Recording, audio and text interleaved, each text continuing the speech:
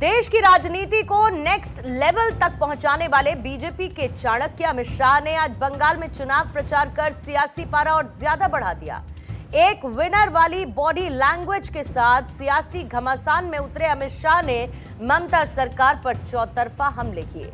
South and north Dinajpur में आज दिन भर हलचल बढ़ी रही, क्योंकि एक जगह जनसभा के जरिए उन्होंने हुंकार भरी तो एक जगह रोड शो निकालकर शक्ति प्रदर्शन भी किया। इसके अलावा मालदा में उन्होंने जनसभाएं करके अपने तेवर भी दिखाए। जाहिर बात है कि आज बंगाल की धरती पर चाणक्य ने उतरकर साफ संदेश दे दिया कि इस बार ममता बनर्जी के लिए ये सियासी राह आसान होने वाली नहीं है, क्योंकि विकास के ब्लूप्रिंट के जरिए उन्होंने ममता बनर्जी के किले को ढहाने की कवायद शुरू कर दी है। अमित शाह का अग्रेसिव अंदाज विरोधी खेमे में हलचल मचाने के लिए काफी है। ऐसे में उन वजहों का विश्लेषण करेंगे जो इन इलेक्शन में अमित शाह को बनाता है एक्स फैक्टर।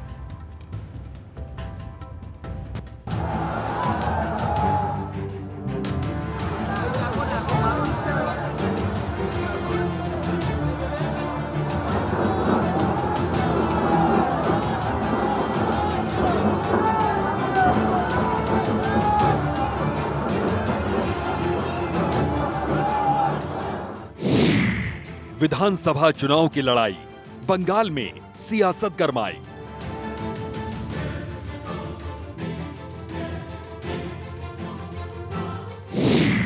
तेज हुई जुबानी जंग, मैदान में उतरे राजनीतिक दबंग।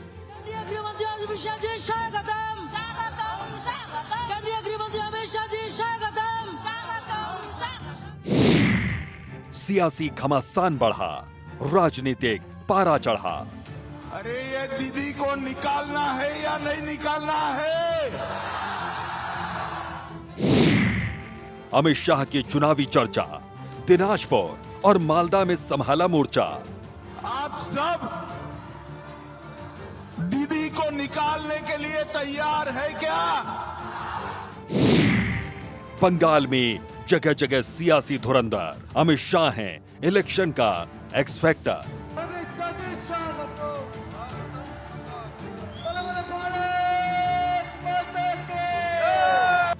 कभी राजधानी कोलकाता से हुंकार तो कभी मालदा के मंच से ममता सरकार पर सियासी वार।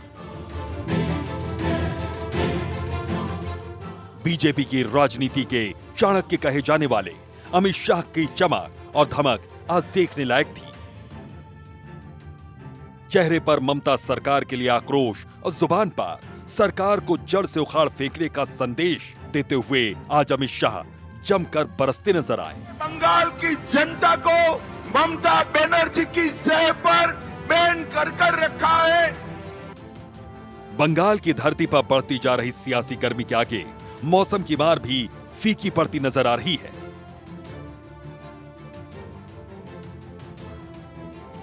दक्षिण दिनाजपुर के गंगारामपुर में पहुंचे अमित शाह न सिर्फ कई मुद्दों पर ममता बनर्जी पर बरसते नजर आए, बल्कि सूबे की कानून व्यवस्था के बहाने उन्होंने पश्चिम बंगाल की सरकार को कटघरे में भी खड़ा किया। मुझे बताओ, ये कांग्रेस, कम्युनिस्ट, टीएमसी देश को सुरक्षित कर सकते हैं क्या? जोर से बोलो, कर सकते हैं क्या?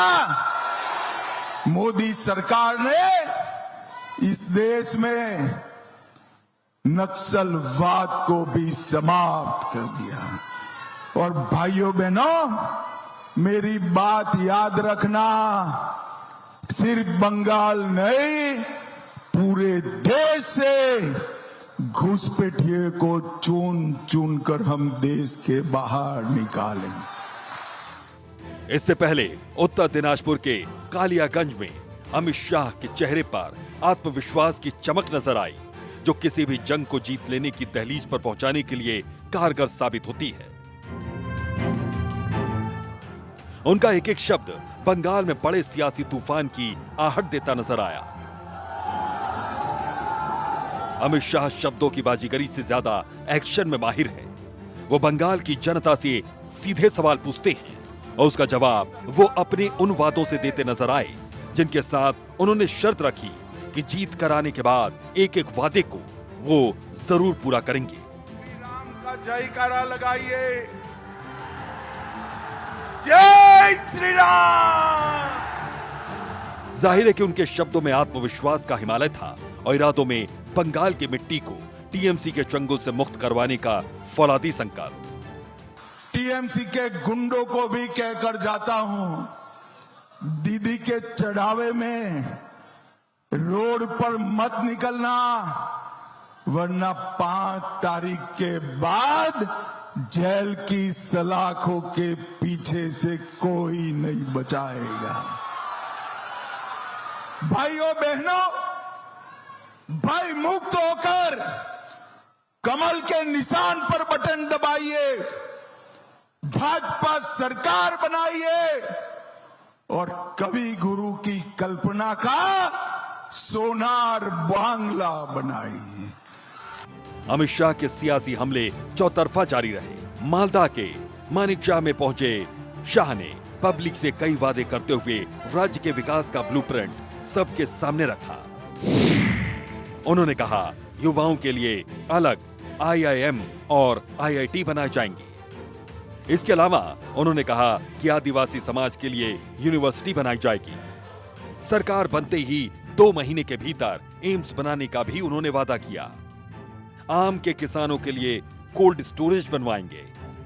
महिलाओं के लिए बैंक अकाउंट में हर महीने 3,000 रुपए देने का वादा किया। गरीबों को 5 लाख तक का मुफ्त इलाज मिलेगा। बेरोजगार युवाओं को हर महीने 3,000 रुपए का चेक मिलेगा। चाय बागान श्रमिकों को मालिक बनाने का भी वादा अमित शाह ने मंच से किया।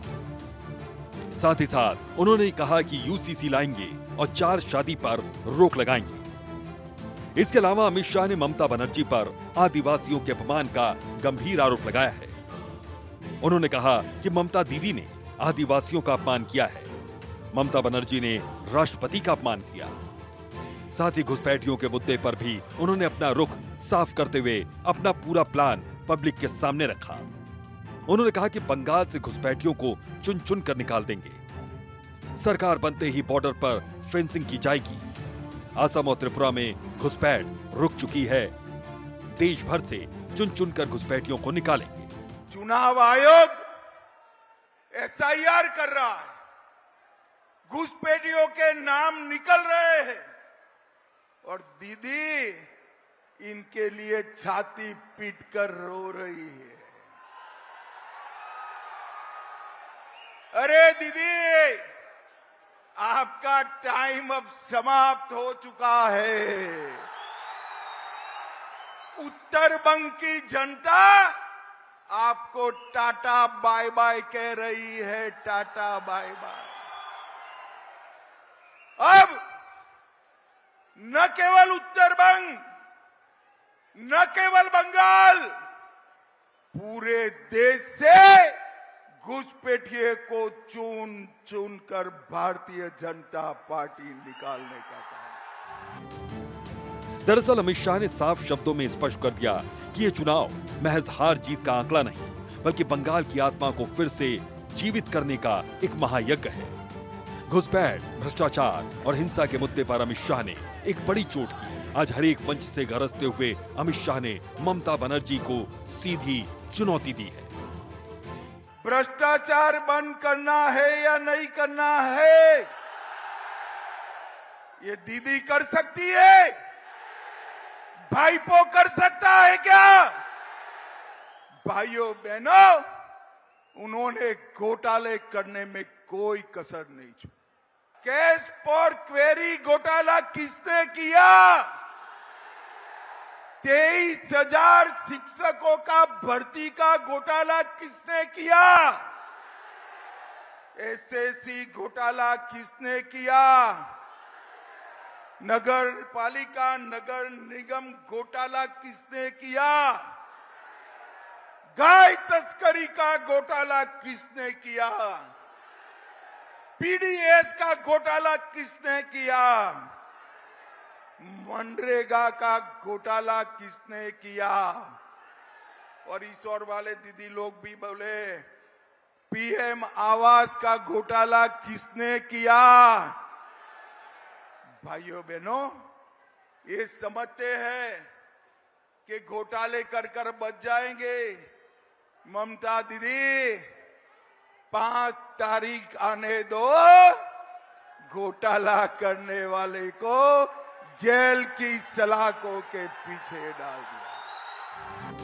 अमित शाह का यह आत्मविश्वास हवाई नहीं बल्कि आंकड़ों की इस ठोस बुनियाद पर टिका है। अब एक नजर डाल लेते हैं चुनावी घमासान के इस पूरे कार्यक्रम पर। पश्चिम बंगाल में कुल विधानसभा क्षेत्र हैं 294, जिस पर वोटिंग होनी है। 23 और 29 अप्रैल को 2 चरणों में चुनाव होंगे। 2021 में 8 चरणों में विधानसभा चुनाव हुए थे। इस लंबे चुनाव की तुलना में ये बड़ी कमी है। पश्चिम बंगाल में सियासी पारा इस वक्त हाई है और बीजेपी की तैयारी जोरदार नजर आई है। दरअसल अमित शाह के गणित को समझिए। यहाँ उन्होंने हाल ही में कई रैलियां और मीटिंग्स भी की हैं, जिसमें यह दावा किया गया कि बीजेपी के सफर में वोट शेयरिंग में किस तरह से बड़ा उछाल आ रहा है। उन्होंने जनवरी से मार्च तक भी कई मीटिंग्स की थी। 2016 में जो बीजेपी महज 3 सीटों पर सिमटी थी, लगभग 10.16% वोट मिला था। 2021 विधानसभा चुनाव में बीजेपी ने 77 सीटों पर जीत हासिल की और लगभग 38.1% वोट प्रतिशत रहा। 74 सीटों का एक बड़ा उछाल था। बीजेपी ने अपनी ताकत में इजाफा किया। 2021 में बहुमत के आंकड़े से हालांकि बीजेपी दूर रही।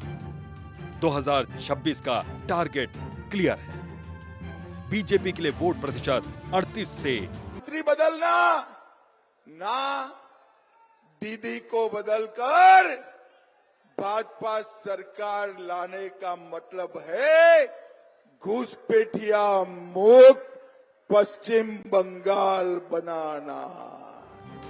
बंगाल की राजनीति का स्वरूप ही कुछ ऐसा है कि वहां पर कदम कदम पर हंगामा और हलचल होना लाजमी है। लेकिन अमित शाह की रैली बेहद शांत रही। अगर किसी का आक्रामक रुख नजर आया तो वो था अमित शाह का, जो पश्चिम बंगाल की सीएम ममता बनर्जी पर जोरदार तरीके से बरसते नजर आए। लेकिन बंगाल चुनाव में अमित शाह कैसे एक्स फैक्टर है, इसकी भी कई वजहें हैं, उनको भी समझिए। दरअसल अमित शाह की शैली बिल्कुल अलग है। अमित शाह का सबसे बड़ा प्रभाव संगठन के स्तर पर नजर आता है। उनका संगठनात्मक कौशल और बूथ प्रबंधन उन्हें अलग बनाता है। वो केवल एक नेता नहीं बल्कि एक इलेक्शन मैनेजर के तौर पर काम करते हैं। बूथ स्तर पर कार्यकर्ताओं की सीधी जवाबदेही उन्होंने तय की। नेताओं के चयन में भी सावधानी बरती। टीएमसी से आए असंतुष्ट नेताओं की एंट्री हुई तो बीजेपी के पुराने कार्यकर्ताओं के बीच संतुलन भी उन्होंने बनाए रखा। असल में पश्चिम बंगाल के पॉलिटिक्स में अमित शाह को एक्स फैक्टर माना जा रहा है और ये केवल एक संयोग नहीं बल्कि उनकी सोची समझी रणनीति और सांगठनिक कौशल का परिणाम है। 2026 के विधानसभा चुनावों के लिहाज से अमित शाह की भूमिका बीजेपी के लिए एक प्रधान रणनीतिकार और इंजन की तरह है। उनके एग्रेसिव तेवर उन्हें दूसरों के मुकाबले एकदम अलग बनाते हैं। आदिवासी राष्ट्रपति के अपमान को सहन नहीं करेंगे, सहन नहीं। अमित शाह ने बंगाल के चुनावों को तुष्टीकरण बनाम राष्ट्रवाद के मुद्दे पर केंद्रित करने में सफलता हासिल की है। असल में अमित शाह का एक्स फैक्टर उनकी हार न मानने वाली मानसिकता और अलग शैली है।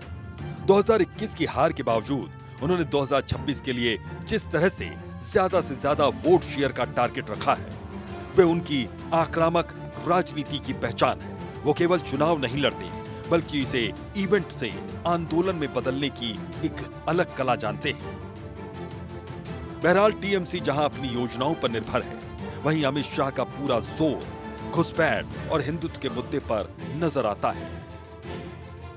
वो विकास और राष्ट्रीय सुरक्षा के मुद्दे को हमेशा से जोर शोर से हर मंच से उठाते हुए नजर आते हैं। फिलहाल अमित शाह का मिशन बंगाल जारी है और अपने विरोधियों पर वो किसी भी तरह की ममता नहीं दिखा रहे हैं। Bureau report, Bharat 24।